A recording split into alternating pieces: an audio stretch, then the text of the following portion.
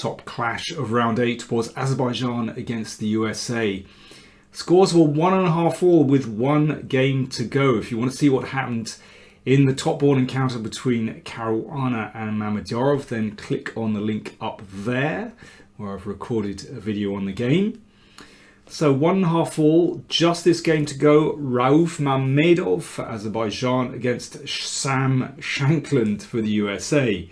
We join the game after White's 40th move. You can see that Mamedov's heavy pieces are tied to defending the pawn on d3, this backward pawn that's being powered down on by Shankland's heavy pieces. But at the moment, 3 attackers and 3 defenders, so White is holding firm.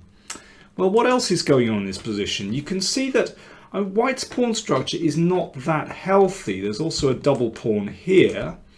And on the king side, this pawn's advanced a little far up the board, so that potentially weakens White's king position. Although at the moment, you can see the rooks on the 3rd rank lend the king protection, so not easy for Black to break through.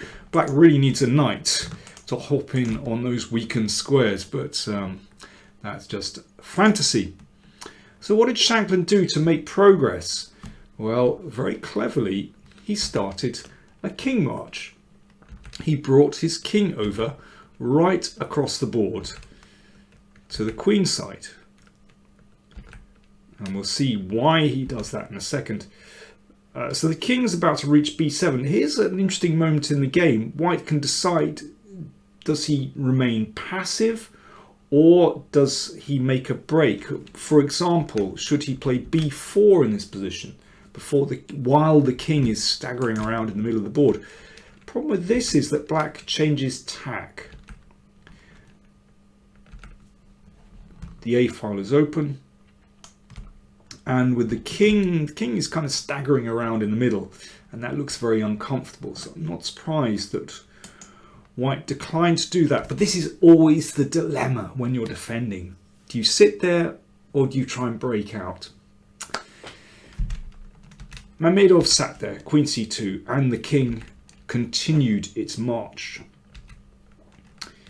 to b7. So it's found another safe home. It's very safe on the king side, and now it's equally safe on the queen side behind these pawns. So why has he done this? Well, it means that it gives Black a freer hand on the king side to advance his pawns. A little bit of shuffling. The rook finds a nice square on f4. King comes to g1, g5. So here we go. Black is starting the offensive and now switches the queen round and gets in h5. So the basic idea is to attack on the h file. And White is still very much tied down to defending weaknesses. Now the pawn on g4 needs attention. Still the pawn on d3. And don't forget that Black has this check here, which can, well, often a disruptive move. That means that c5, for example, isn't possible here. Rook e4 played, so trying to fight back a little bit, covering the d4 square. Queen c6 played, so keeping White tied down with a pin. Rook f3. Queen d7, so just keeping an eye on these weaknesses. So the threat is simply to exchange on f3 and take on d3 here. So the rook has to come back to defend both those pawns. And now queen h7. The queen finds an excellent square on h7. Obviously looking to open the h file, but also keeping an eye on e4 and indirectly the d3 pawn as well. So for example, if queen e2 here, White waits, then the h file opens, and that is immediately fatal. So White really had to exchange on h5. And that means that this pawn keeps the h-file closed. But now white's pawns on the king side are chronically weak. Split pawns, nice trio of pawns for black on the king side. So it's just, it's not a fatal weakness at the moment, but it's just one more thing. Just black has improved his position a little bit. And now white decides it's time for counterplay. While black's queen is across the other side of the board, he seizes the moment to strike on the queen side. So there is some logic to that. So now for Shankland, it's all about trying to keep control. So potentially white wants to bring the queen up the board, maybe c6 at some point. So rook d4 is a good move. That just prevents queen c4, keeps pressure on the rook on e4 as well. Very difficult position for black. Mamedov decides to give up a pawn. I mean, it's just very hard to defend this. He plays b4. He's running out of moves, actually. Rook takes pawn, rook takes rook. So this rook still beautifully placed on the 4th rank, and now looks at the b2 pawn.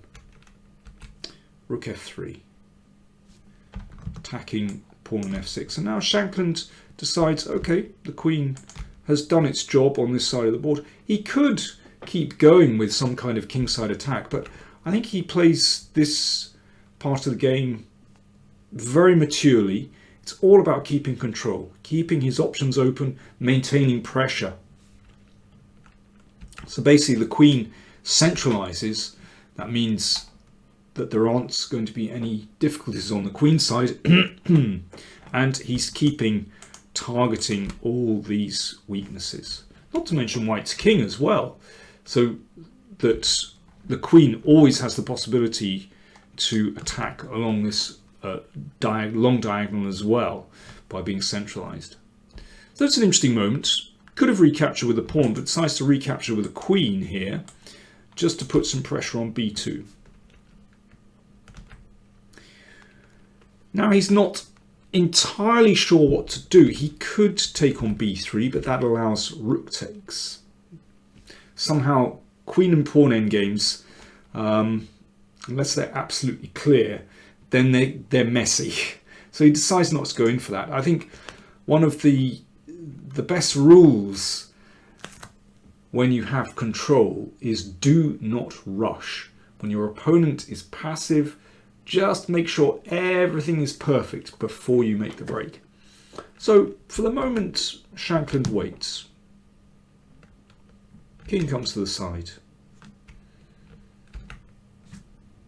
And now the king goes this way.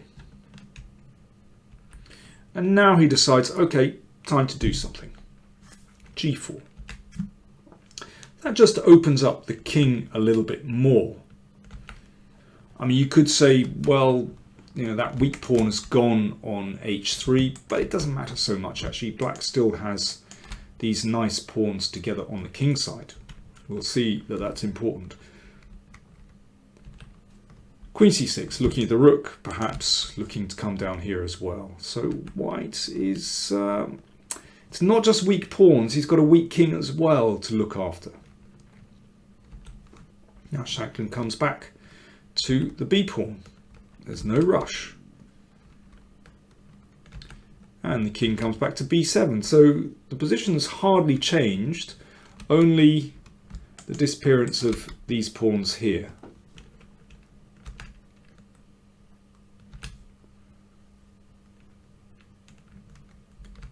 And now Shankland starts to play more actively. Queen d4. If queens are exchanged, then black has a winning rook and pawn endgame. In fact, it's interesting to see that the king is actually beautifully placed on b7, preventing the rook coming here. So this a pawn is a real threat, and d3 is obviously vulnerable as well. So looks like an easy win. Whoops, sorry, coming back to this position.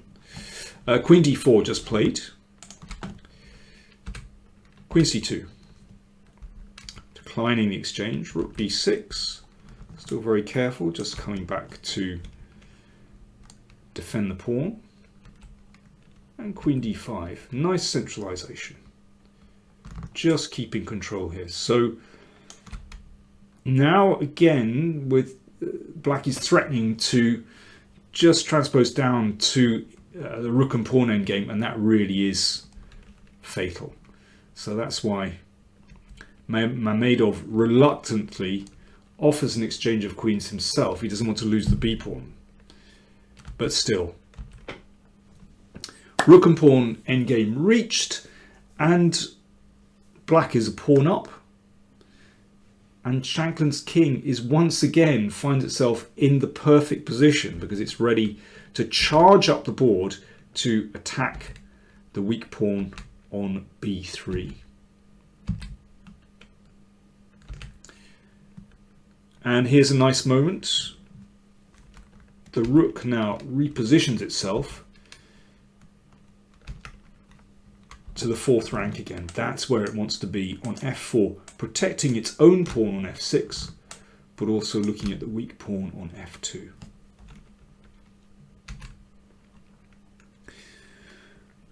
But it's still easy to mess up this position. Basically, you need to calculate. You just need to make sure that you're going to reach a winning position after these exchanges, and black can do that. Shankland's technique, it seems to me, was very, very good here actually. So keeping these pawns together, but basically making sure that that rook is coming to the perfect position in a moment. We'll see how and why in a second. A check, and now rook f3. That's where it's been heading all along. Of course, Shankland realized what was coming. He'd calculated this. So the rook, once again, perfect position, guarding the pawn on f5 and attacking the pawn on f2. And now these two pawns are about to be liquidated, and black is left with a winning position on the king side. The only problem is that black has to be careful about a checkmate, but that's easy to avoid. Obviously the king can't come back because of the rook here.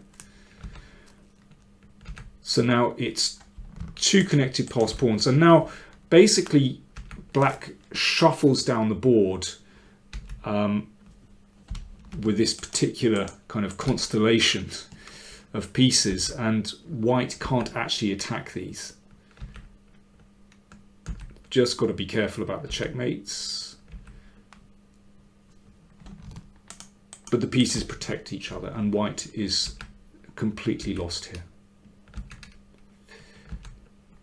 That's a winning move, because now rook f1 prevents a checkmate, by the way. And here white resigned. Superb game by Sam Shankland, played very maturely. I love the king march.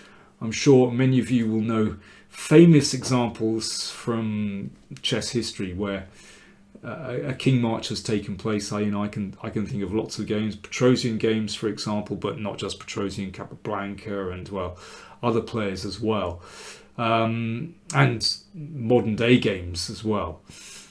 But Shankland did it really well. I mean, that was only the start of the strategy, really.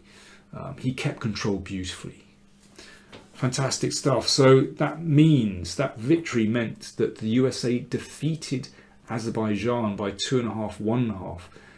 As I said, if you want to look at the Caruana Mamedov game, then do click on the link above. So with 3 rounds to go, the USA are 1 point ahead of Poland. So USA 15, Poland 14. Then there's a stack of teams on 13 points. The big match of round 9, of course, is Poland against the USA. Now, on rating, the USA are clear favourites, but anything could happen. So that's going to be a very interesting one to watch. Don't forget, if you're not a subscriber to the channel, then do click on the subscribe button. It's free to subscribe, and click on the bell if you want instant notifications for new videos when new videos are posted. And do consider joining us on patreon.com PowerPlayChess. You'll see the link up there, and support the channel. Join the inner circle. We'd be very grateful for your support. Thanks for watching.